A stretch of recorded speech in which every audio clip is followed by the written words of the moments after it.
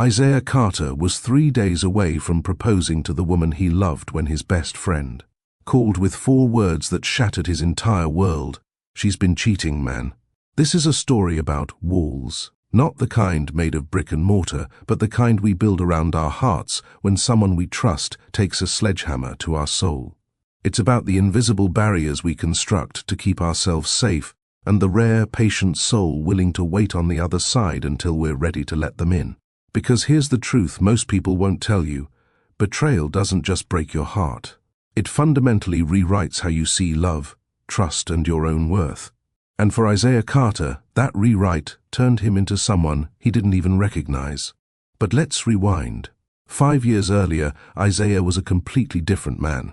At 26, he was the kind of guy who wore his heart on his sleeve and believed in the fairy tale. He was a software engineer at a promising tech startup, brilliant with code but even better with people. His friends described him as loyal to a fault, the first person to show up when you needed help, the last to leave a conversation. He believed in honesty, in commitment, in building something real with someone. He wasn't jaded, he wasn't careful, he was open, vulnerable, ready to love without reservations. And that's exactly what made him the perfect target. Enter Vanessa Hayes, 25, stunning, ambitious, with a smile that could light up a room and a way of making you feel like you were the only person in the world. She worked in marketing at the same company, and here's the thing that hooked Isaiah from the start: she pursued him. In a world where he'd always been the one making the first move, Vanessa flipped the script. She asked him out. She made him feel chosen, wanted, special. And Isaiah? He fell hard and fast, like a man jumping off a cliff convinced someone would catch him. Within a year, they'd moved in together. Within 2, Isaiah was secretly shopping for engagement rings, imagining their wedding, mentally decorating the nursery of their future kids. He introduced her to his family, and his parents adored her. His mother would pull him aside at family dinners and whisper, "Don't let this one go, Isaiah. She's special." He supported Vanessa's career ambitions without question, never complained when she worked late or traveled for business. He trusted her completely, never checked her phone, never questioned where she was or who she was with. Because that's what you do when you love someone, right? You trust them. You believe them. You build a life together brick by brick, promise by promise. For 4 years, Isaiah thought he was living his happily ever after. He had no idea he was actually living in a meticulously constructed lie. It was a Tuesday. Isaiah would remember that detail forever, how something so catastrophic could happen on such an ordinary day. He was at his desk, debugging code, when his phone rang. Marcus, his best friend since college, the brother he never had. But Marcus's voice had an edge Isaiah had never heard before. Tight, angry, almost shaking. "Isaiah, I need to tell you something, and you're going to want to sit down." Those words. Those 9 words that preceded the end of everything. "I saw Vanessa last night, at Rosario's, that Italian place across town. She wasn't alone." Isaiah's stomach dropped, but his brain scrambled for innocent explanations. Work dinner. Old friend. Coincidence. She said she had a work dinner, Isaiah managed, his voice already betraying the fear creeping up his spine. "She wasn't at a work dinner, man." Marcus's voice cracked. "She was with someone. A guy. And they weren't acting like co-workers. They were holding hands across the table. They were... Isaiah, they were kissing. I'm so sorry, but I think she's cheating on you." The office didn't disappear. The fluorescent lights didn't dim. The world didn't stop spinning. But something inside Isaiah did. Something fundamental and irreplaceable simply ceased to exist in that moment. He left work immediately, telling no one, his body on autopilot, while his mind spiraled into chaos. He drove home in a daze, nearly running 2 red lights, his hands shaking so badly he could barely grip the steering wheel. When he got to their apartment, the apartment they'd carefully decorated together, the apartment where he'd hidden an engagement ring in his dresser drawer, Vanessa wasn't home yet. He sat on their couch, the one they'd spent 3 weekends shopping for, and stared at nothing. Every memory suddenly tainted. Every "I love you" now suspect. Every late night at work, every business trip, every time she'd been too tired or stressed or busy, now glowing with sinister new meaning.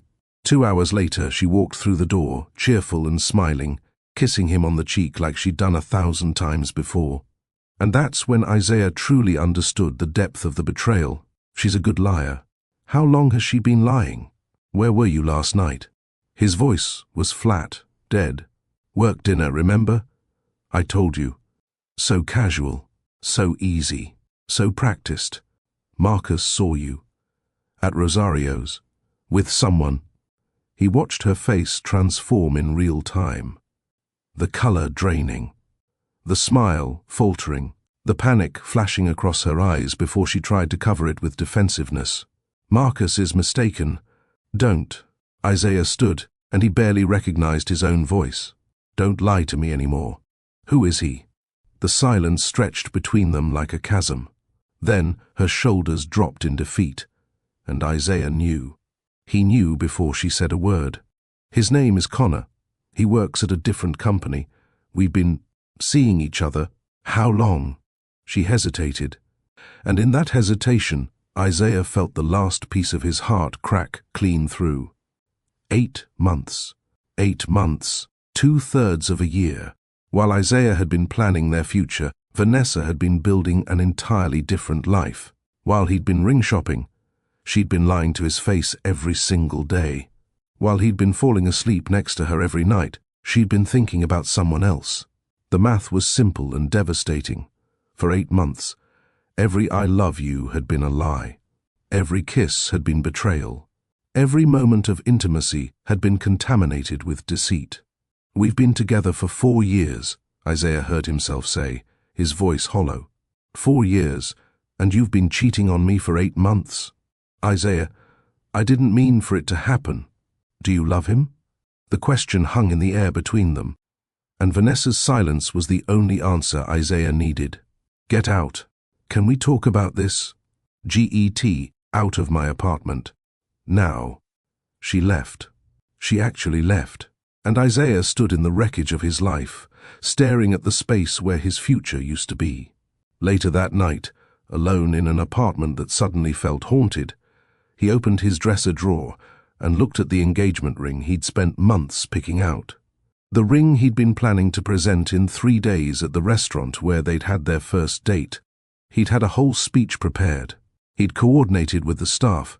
He'd invited his parents to be waiting at a nearby table to celebrate after she said yes. Instead, Isaiah threw the ring across the room and sank to the floor, and for the first time in his adult life, he broke down completely.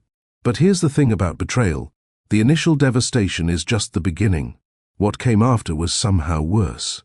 Vanessa and Connor went public immediately. Not in a week, not in a month. Immediately, which meant everyone had known. It meant their entire relationship had been public knowledge, while Isaiah had been the clueless fool planning a proposal. They posted photos together on social media. They showed up at company events as a couple. And Isaiah became that guy, the one who got cheated on, the one who didn't see it coming, the one everyone pitied with those sad, knowing looks. Then came the gaslighting. Mutual friends, trying to remain neutral, would report back things Vanessa was saying. Isaiah was too boring. He never wanted to do anything exciting. I felt trapped. He was emotionally unavailable. Isaiah wanted to scream. Emotionally unavailable? I was planning to propose. I gave her everything. But the worst part was looking back and seeing all the signs he'd missed. The late nights that became more frequent. The phone she suddenly took everywhere, even to the bathroom. The fights she'd pick over nothing, then use as excuses to leave. The physical and emotional distance he'd attributed to work stress. How did I not see it? How could I be so blind? And then there was the money.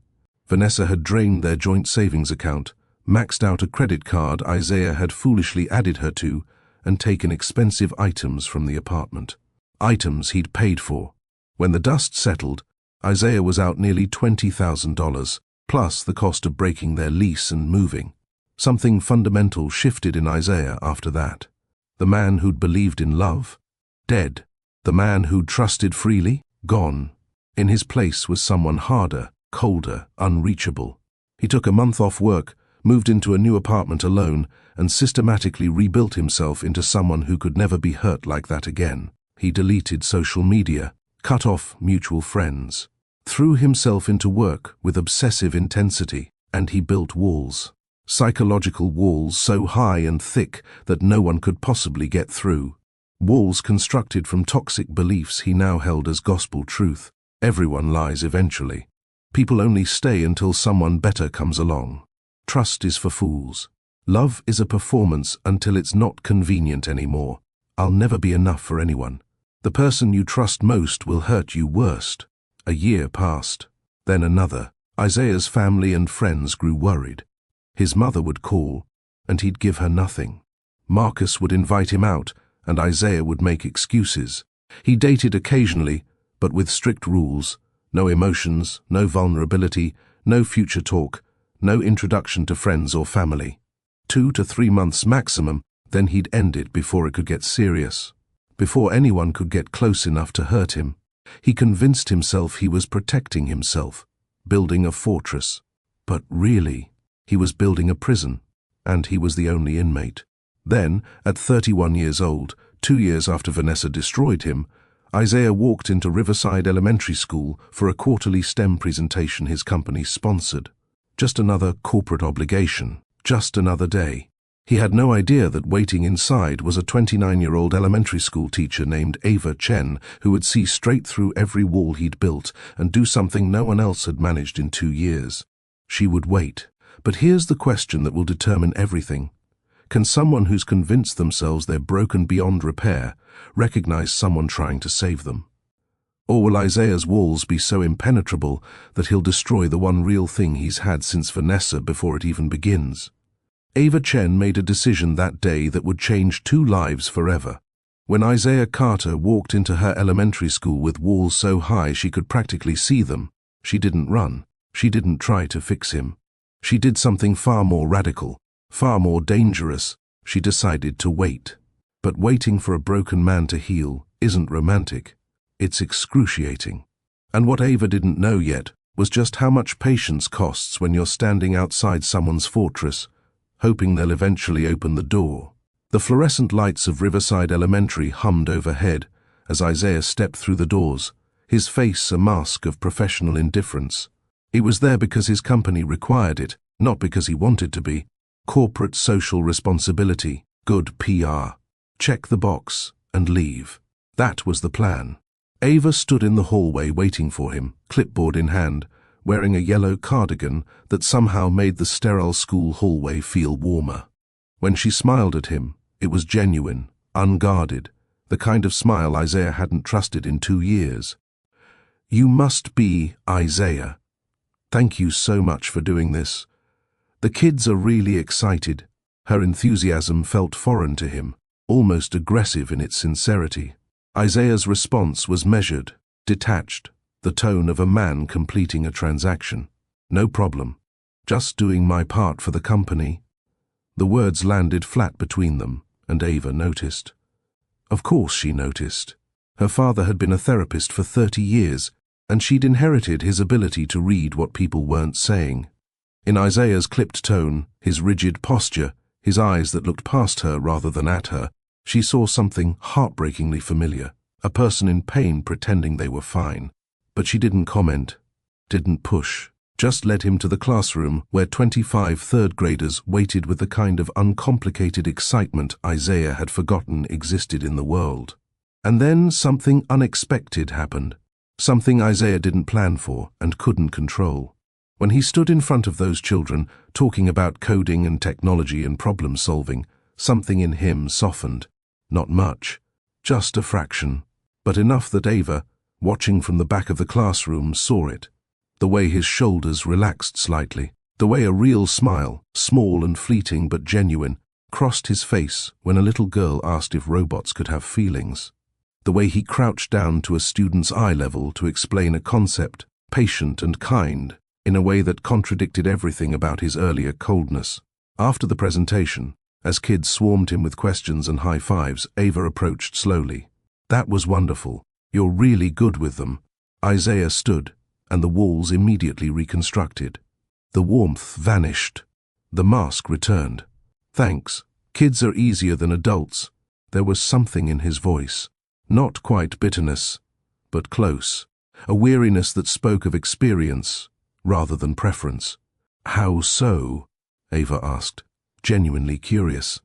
Isaiah looked at her then, really looked at her, and for a moment she saw something raw and honest in his eyes before he shuttered it away.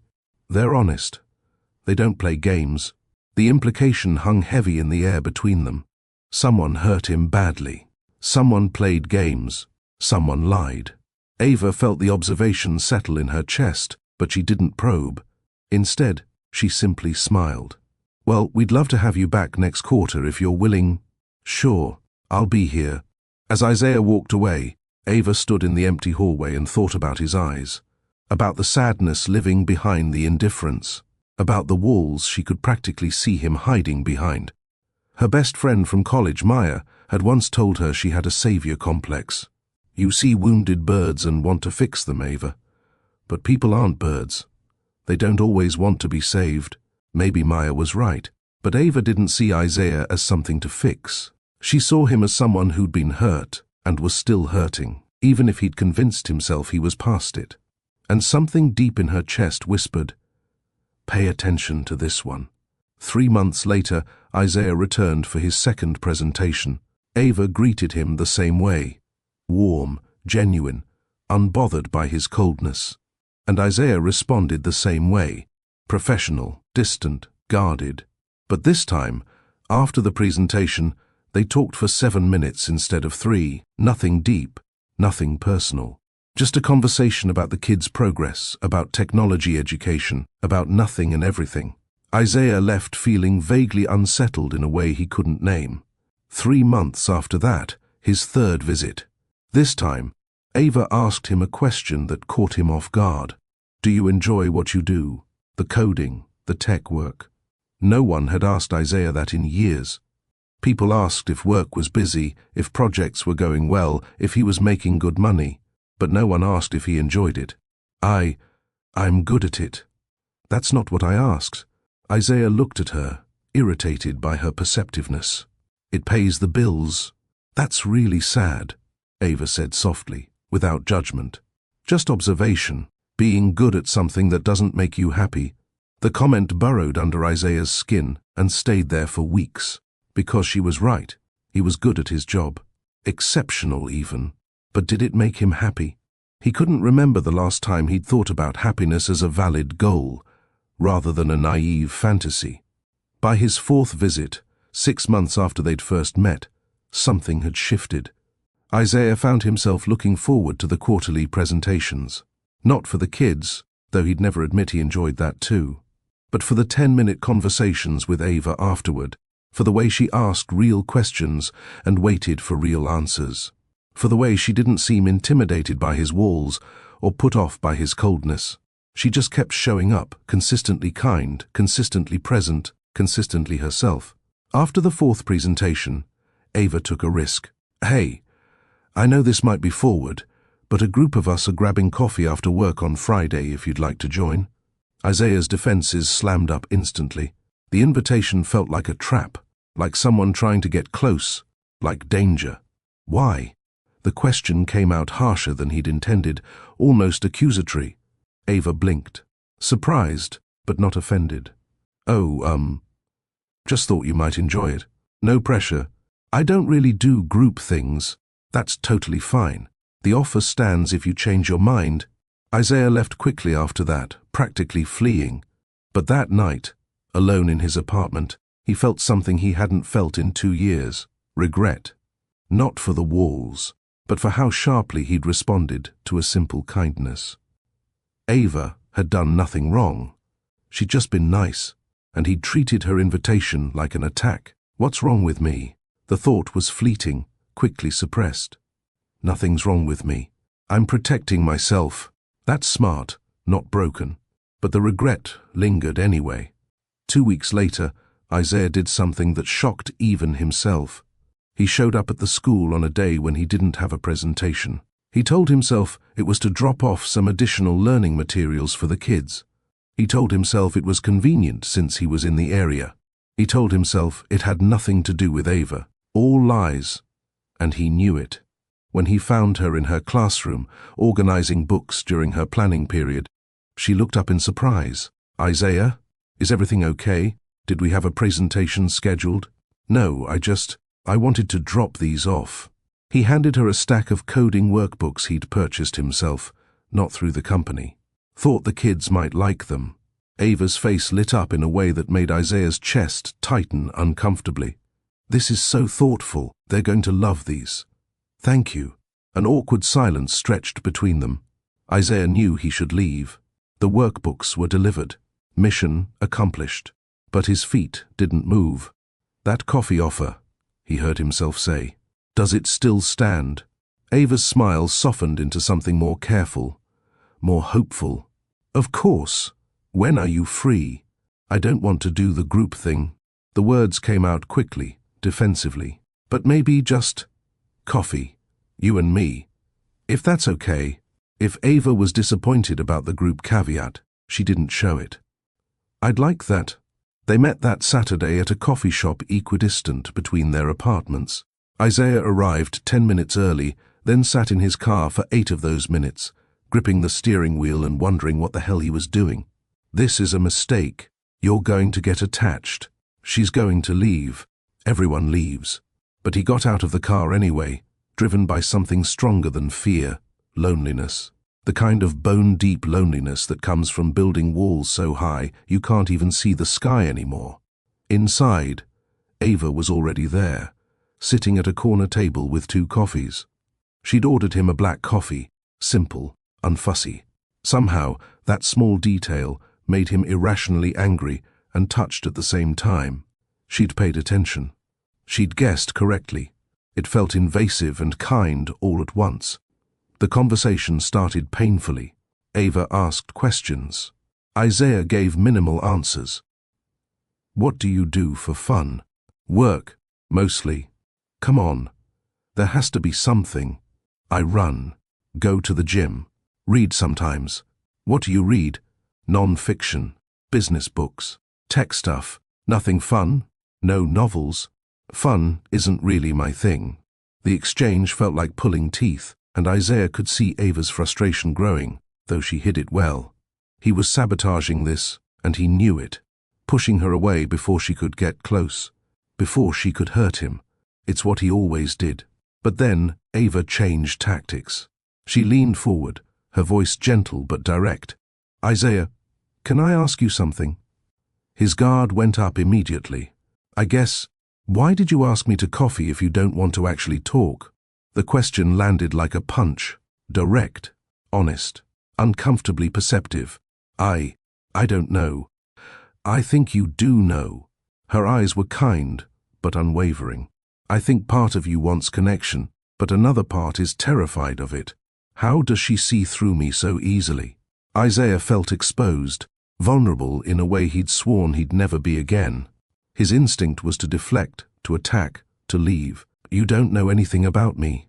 "You're right," Ava said softly. "But I'd like to, if you'll let me." And there it was. The invitation, the open door, the chance to let someone in. Every fiber of Isaiah's being screamed at him to run, to protect himself, to maintain the walls. But something else, something quieter and more desperate, whispered, "What if she's different? What if she stays?" The words came out before he could stop them, raw and unfiltered, and more honest than he'd been with anyone in 2 years. "I was engaged. Well, almost. I was going to propose. She cheated on me for 8 months. I found out right before I was going to ask her to marry me. So yeah, I have walls, and I don't plan on taking them down anytime soon." The confession hung in the air between them. Ava's eyes filled with something that looked like grief, not for herself but for him, for what he'd been through, for what had been taken from him. "I'm so sorry that happened to you." "Yeah, well, it is what it is."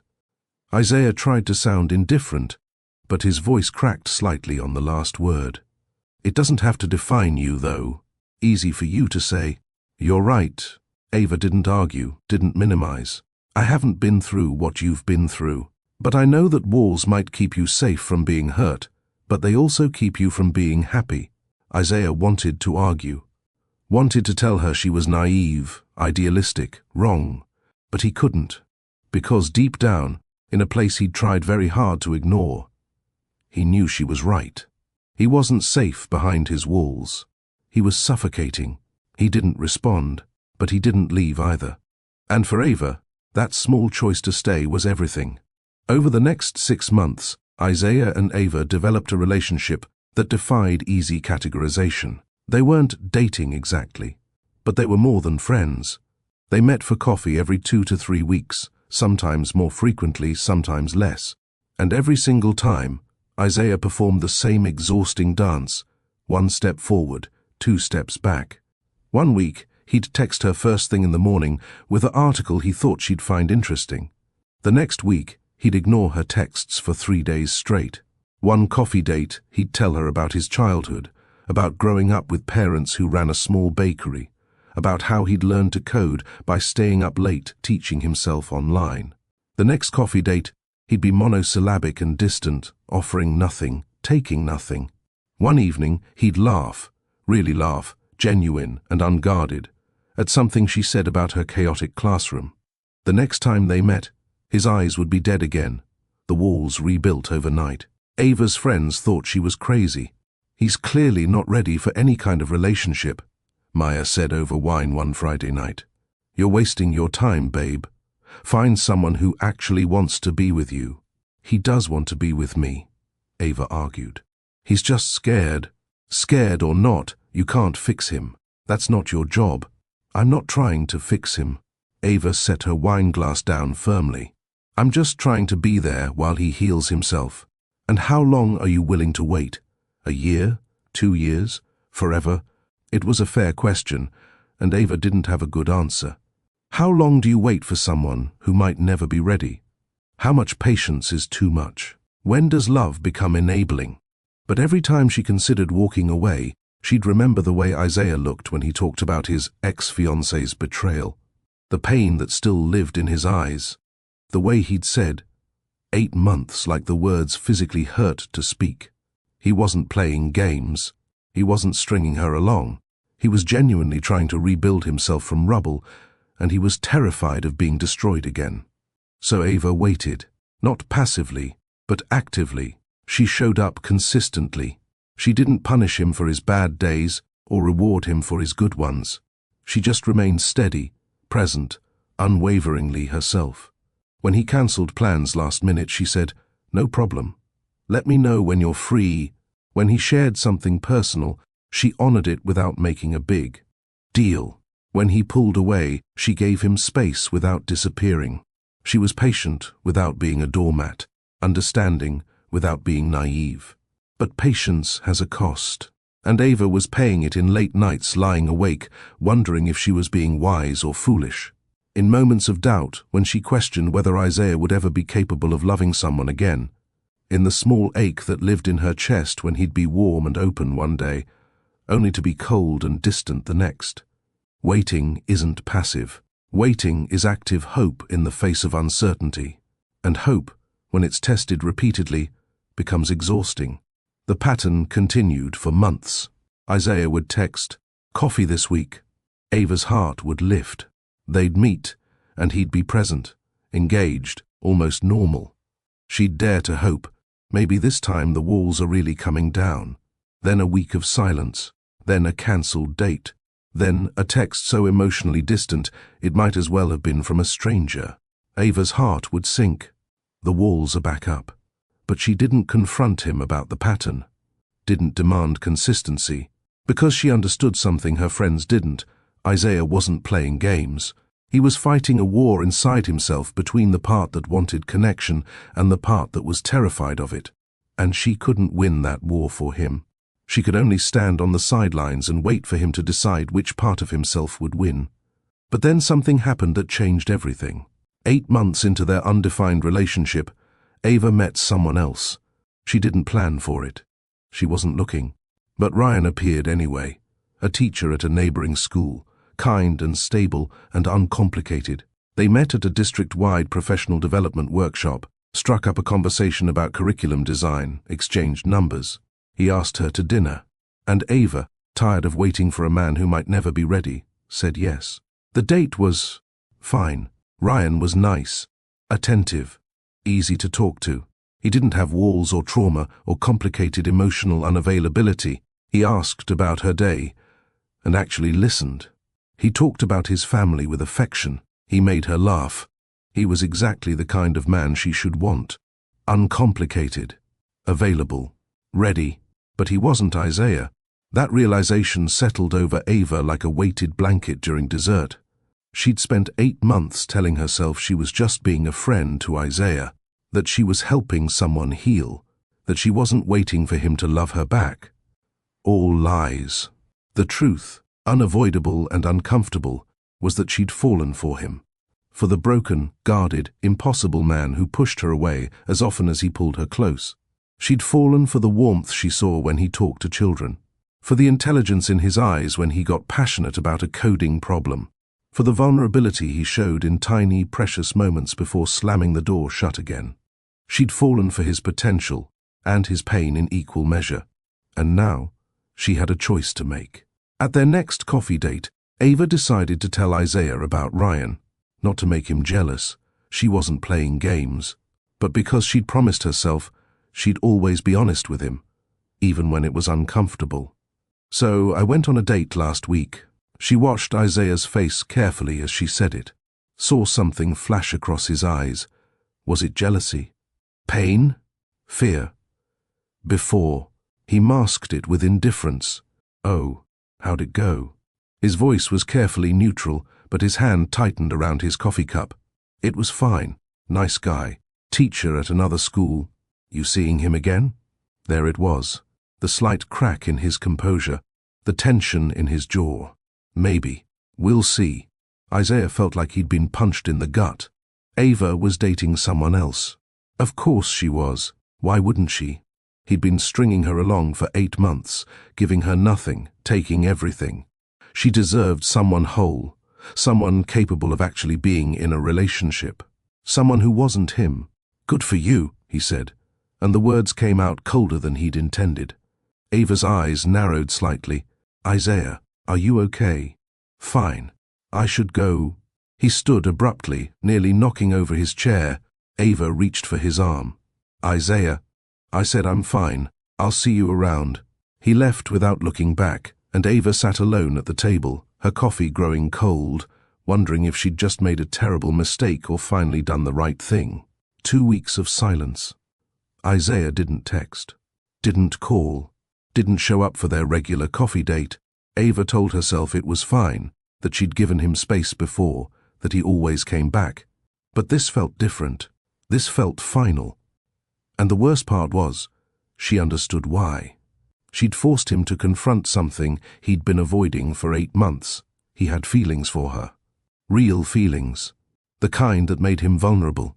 The kind that could hurt him. And for a man who'd sworn never to be vulnerable again, feelings were the ultimate threat. Meanwhile, Isaiah was spiraling. He went to work, came home, stared at his walls. Literally. He'd sit on his couch and stare at the blank white walls of his apartment and think about Ava with this Ryan person, laughing with him, opening up to him, building something real with someone who wasn't too broken to deserve it. The jealousy was irrational and consuming. He had no claim on Ava. They weren't dating. He'd made it clear over and over that he couldn't give her what she needed. So why did the thought of her with someone else feel like being gutted all over again? Marcus noticed. Of course Marcus noticed. He'd known Isaiah too long not to recognize the signs of his friend self-destructing. Man, what's going on with you? You've been even more depressed than usual. Ava's dating someone. Marcus blinked. So? I thought you guys were just friends. We are. Then why do you look like someone died? Isaiah didn't answer immediately. Couldn't answer. Because putting it into words made it real, made it something he'd have to acknowledge and deal with. Because, his voice cracked. Because I care about her. More than I should. More than I wanted to. Then tell her, you idiot. I can't. Why not? Because I'm too messed up, Marcus. I'm too broken. She deserves someone who isn't carrying around this much damage. Someone who can actually love her the way she deserves, without constantly waiting for the other shoe to drop. Marcus grabbed Isaiah's shoulders, forcing him to make eye contact. Listen to me very carefully. You are not broken. You're hurt.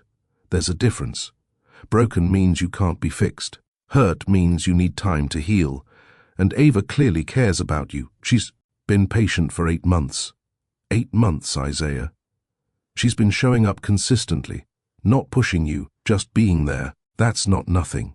Don't let fear rob you of something real. What if I let her in and she leaves? What if I finally trust someone again and history repeats itself? What if I'm not enough? The questions poured out, all the fears he'd been suppressing for 2 years. What if you don't let her in and you lose her anyway? Marcus countered. What if she ends up with this Ryan guy because you were too scared to try? Which regret can you live with? The question hit Isaiah like a freight train. Which regret could he live with? Losing Ava because he got hurt again? Or losing Ava because he never gave her a chance to stay? For the first time in 2 years, Isaiah realized his walls weren't protecting him. They were guaranteeing the exact outcome he feared most, being alone. That night, Isaiah couldn't sleep. He lay in bed, staring at the ceiling, replaying every interaction with Ava. The way she smiled when he shared something personal, the way she never pushed when he pulled away, the way she asked real questions and waited for real answers, the way she saw through his walls to the person he used to be, the person he could still become. And he realized something that terrified and freed him in equal measure. He'd already let her in. The walls he thought were so impenetrable had been eroding for months, so gradually he hadn't noticed until they were already half gone. He thought about Vanessa, about the betrayal that had shaped him into this guarded, isolated version of himself. And for the first time he asked himself a different question. What if not everyone is like Vanessa? What if betrayal isn't inevitable? What if trust is a risk worth taking? The thoughts felt revolutionary and terrifying. Because if he accepted that premise, he had to confront an uncomfortable truth. His walls weren't keeping him safe. They were keeping him in prison. And the guard, the warden, the architect of his own isolation, was himself. At 3 in the morning, Isaiah made a decision. The kind of decision that requires courage you don't feel and faith you don't have. He was going to tell Ava the truth. All of it. The fear, the feelings, the desperate hope that maybe, just maybe, she'd still be willing to wait a little longer while he figured out how to be someone capable of loving her back.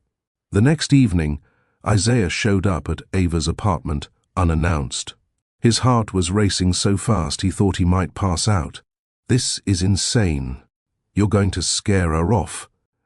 You're going to make everything worse. But he rang the doorbell anyway, driven by something stronger than fear, the possibility of something real. Ava answered in sweatpants and an oversized t-shirt, her hair in a messy bun, makeup free and beautiful in a way that made Isaiah's chest ache. Isaiah? What are you? Is everything okay? I need to talk to you. Can I come in? She stepped aside immediately, concern etched across her features. They sat in her living room, and Isaiah realized he hadn't prepared a speech, hadn't planned what to say. He just knew he needed to say something true. I've been unfair to you. The words came out rough, unpracticed. For months I've been, I don't know, hot and cold, pushing you away then pulling you closer. And you've been nothing but patient with me. Isaiah, let me finish. Please. His hands were shaking. When Vanessa cheated on me, something in me broke. I built walls because I never wanted to feel that kind of pain again. And I told myself I was fine alone, that I didn't need anyone, that trusting people was for idiots. He took a shaky breath, forcing himself to continue. But then I met you, and you were kind and patient and you didn't push me, you just waited. And slowly, without me even realizing it, you started breaking down my walls. Not by force, but just by being consistently, genuinely good. Ava's eyes were glistening with unshed tears. And it terrified me, Isaiah continued, his voice breaking. Because I started to care. I started to feel things I swore I'd never feel again. And when you said you were dating someone else, I panicked, because I realized I don't want you to find someone else. I want to try. With you. The words hung in the air between them, fragile and monumental. I know I'm a mess, Isaiah rushed on. I know I have trust issues and walls and baggage. I know I'm not easy to be with.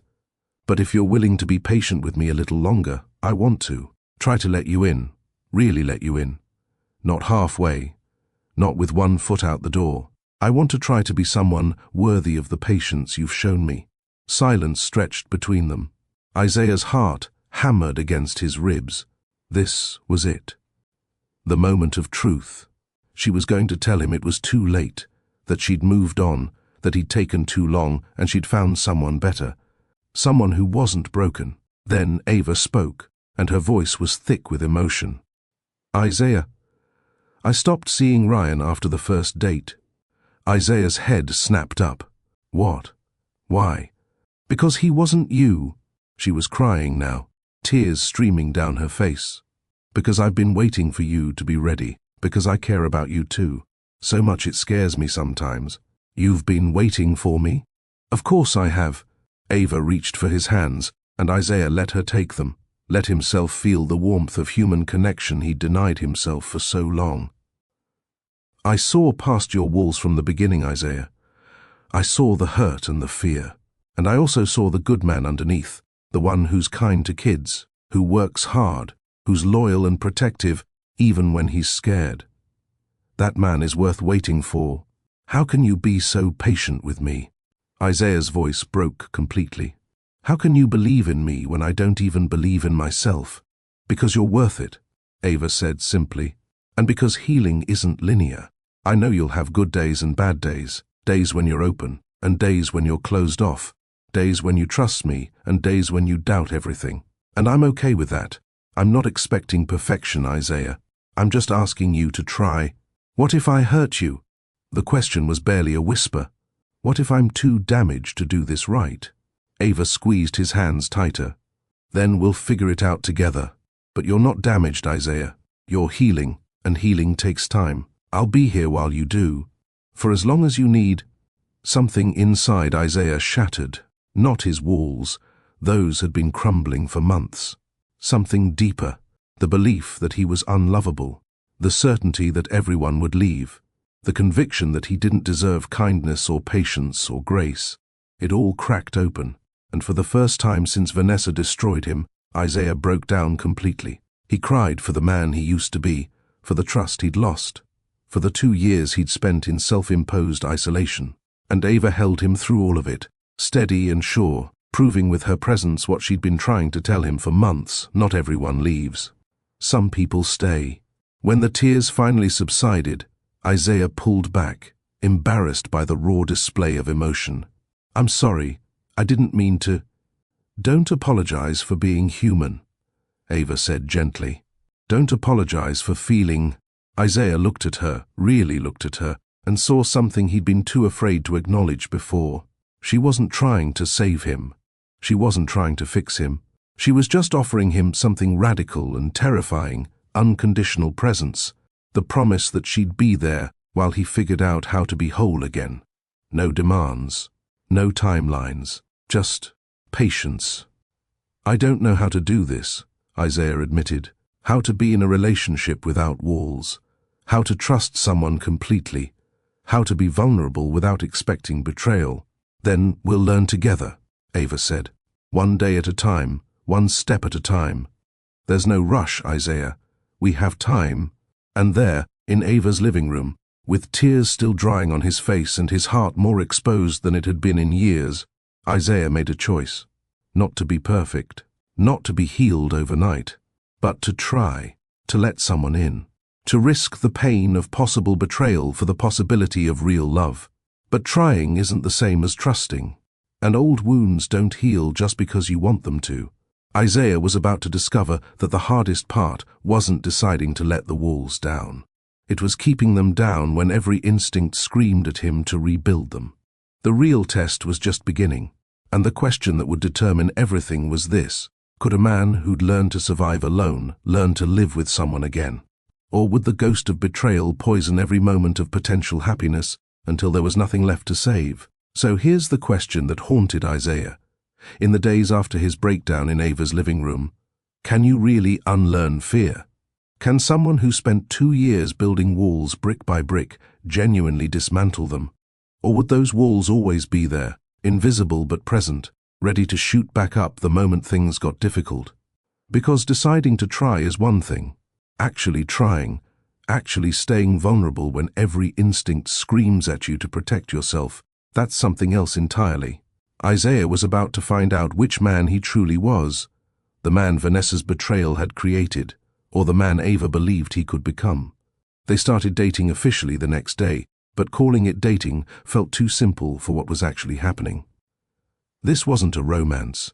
This was rehabilitation. Isaiah was learning to be human again, to feel without immediately shutting down, to trust without constantly searching for evidence of lies. And Ava?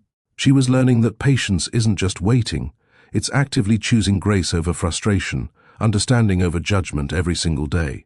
The first real test came just 3 days into their relationship. Ava sent him a text in the middle of his workday, "I miss you." 3 simple words that detonated a landmine of anxiety in Isaiah's chest. His immediate thought was, that's clingy. That's too much too fast. She's going to smother me. She's going to demand more than I can give. Every toxic belief he'd developed after Vanessa came roaring back to life. His finger hovered over his phone, ready to respond with something cold and distant, something that would create space, rebuild the walls that had barely started coming down. But then he stopped, took a breath, asked himself a question his therapist had been teaching him to ask. Is this fear based on Ava's actual behavior or on Vanessa's past behavior? The answer was obvious.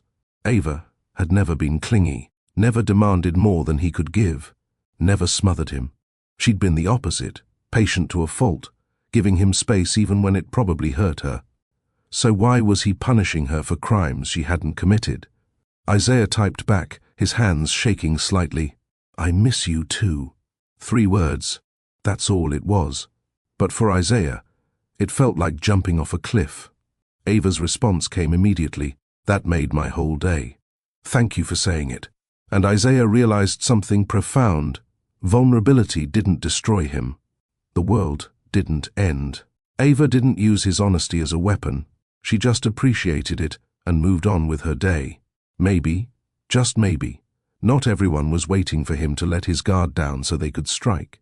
The second test came 2 weeks later when Ava wanted to introduce him to her friends. Isaiah's instinct was to refuse immediately, to keep their relationship contained and controllable. Meeting friends meant making it real, making it public, making it something he couldn't easily walk away from. But he thought about the promise he'd made to her, to himself. He'd promised to try. "Okay," he said, and the word felt like lifting a boulder. "I'm nervous, but okay." Ava's face lit up in a way that made the terror almost worth it. Almost. The dinner was awkward. Isaiah was quiet, hyper-aware of being evaluated, judged, measured against whatever standards Ava's friends had for the men she dated. But Maya, Ava's best friend, pulled him aside near the end of the night and said something that stuck with him.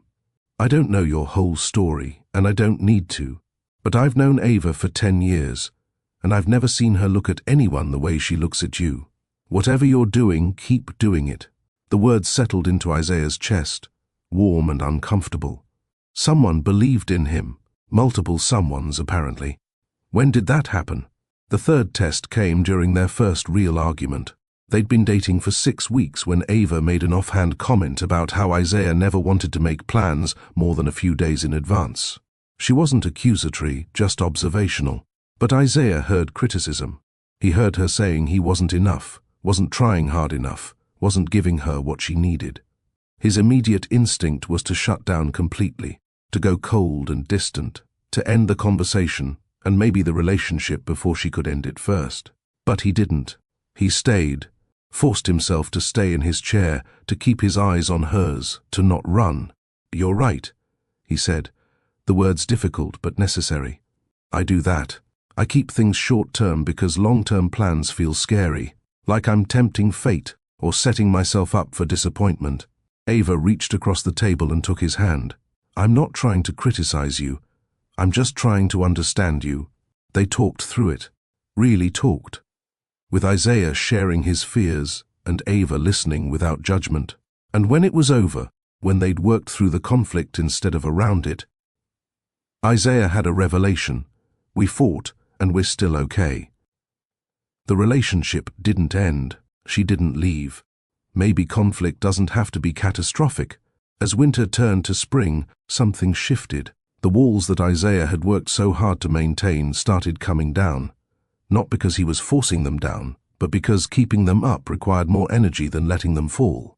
It was exhausting to constantly monitor every word, every emotion, every moment of potential vulnerability. It was easier, he discovered, to just be honest.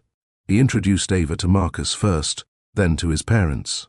His mother cried when she met her, pulling Isaiah aside to whisper, "You're smiling again. Really smiling. I thought I'd never see that again." Had he not been smiling? Isaiah tried to remember the last 2 years, and he realized his mother was right.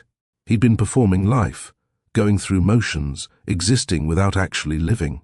But with Ava, something had shifted. He was present, engaged, alive in a way he'd forgotten was possible. The words "I love you" came on a random Tuesday, 3 months into their relationship. They were cooking dinner together in Ava's apartment, nothing special, just pasta and salad. Ava was telling a story about one of her students, animated and laughing, and Isaiah looked at her and felt something crack open in his chest. Not painful, liberating. "I love you." The words came out before he could stop them, before he could analyze them, before he could retreat behind walls and safety. Ava stopped mid-sentence, wooden spoon suspended in the air, eyes wide. "What did you say?" Isaiah's heart hammered. This was it, the moment of ultimate vulnerability. He could take it back, laugh it off, pretend he'd said something else, or he could step off the cliff completely. "I said I love you, and I'm terrified I just said that. But it's true. I love you." Ava set down the spoon, crossed the kitchen, and kissed him with tears streaming down her face. "I love you too. I've loved you for months. I was just waiting for you to be ready to hear it." That night, lying in bed with Ava asleep beside him, Isaiah stared at the ceiling and thought about Vanessa. For the first time in 2 years, the memory didn't trigger rage or pain or bitter resentment. Instead, he felt something unexpected, gratitude, not for the betrayal itself, but for surviving it. Because if he hadn't been broken, he wouldn't have learned how to rebuild himself. If he hadn't built walls, he wouldn't have learned the courage it takes to tear them down. If he hadn't met Vanessa, he wouldn't have recognized Ava for the gift she was. Pain had been his teacher, but Ava was his healer. 1 year into their relationship, Isaiah faced the test that would determine whether he'd truly healed or just temporarily suppressed his trauma. Ava received a text from her ex-boyfriend, Ryan, not the teacher she'd gone on one date with, but an ex from years ago who was in town for work. He wanted to catch up, grab coffee, see how she was doing. The old Isaiah, the one from a year ago, would have spiraled, would have seen betrayal in a simple text message, would have either demanded she not go or ended the relationship preemptively to avoid the inevitable pain. But Isaiah had been working with a therapist for 6 months, processing the Vanessa trauma, learning to separate past from present, fear from reality. Ava showed him the text immediately, no hesitation, complete transparency. "My ex Ryan is in town and wants to catch up. I wanted you to know." Isaiah felt the familiar surge of panic, the old patterns trying to reassert themselves. But instead of reacting, he took a breath, asked himself the question, "Is Ava giving me any reason not to trust her?" The answer was no. In 12 months, she'd been nothing but honest, transparent, consistent. She didn't hide her phone, didn't lie about where she was, didn't give him any reason to doubt her. "Do you want to see him?" Isaiah asked, proud that his voice stayed steady. Ava looked at him carefully. "Not if it makes you uncomfortable. He's just an old friend now, but you're more important." Here was the moment. The choice. He could let fear win, could demand she not go, could let Vanessa's ghost poison this relationship too. Or he could choose trust. "I trust you," Isaiah said. and meant it. If you want to catch up with him, you should go. I'm not going to lie. I'm nervous, but that's my issue to work through, not yours. Ava studied his face. How about this? We all grab coffee together. That way you can meet him, and there's complete transparency. No secrets, no weirdness. The suggestion was so perfectly Ava, thoughtful, inclusive, designed to honor both her autonomy and his feelings, that Isaiah felt his eyes sting. You'd do that? Of course. I never want you to feel like I'm hiding anything, ever. They met Ryan together at a coffee shop downtown. It was awkward at first. Ryan clearly confused about why his ex had brought her boyfriend to their reunion. But within 15 minutes, the awkwardness faded. Ryan was genuinely just a friend, clearly happy with his own life, asking about Ava's teaching career with the interest of someone who'd once cared about her but had long since moved on. There was no lingering attraction, no hidden agenda, no threat. As they walked back to the car afterward, Ava took Isaiah's hand. You okay? Isaiah stopped walking, turned to face her. More than okay. Thank you. For what? For being nothing like her. For being transparent and honest and considerate of my feelings. For being patient while I learned how to trust again. For being you. That night, Isaiah called Marcus. I think I'm going to marry her. Marcus's whoop of joy was so loud, Isaiah had to pull the phone away from his ear.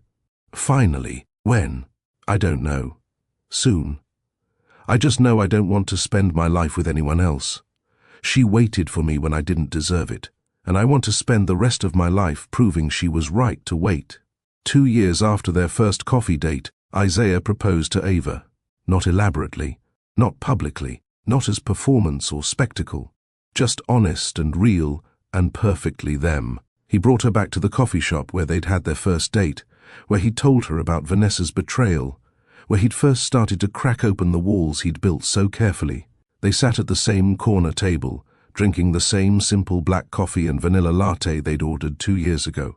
And when Ava started reminiscing about how awkward that first date had been, Isaiah got down on one knee right there in the middle of the cafe. Ava, 2 years ago I was convinced I'd never trust anyone again.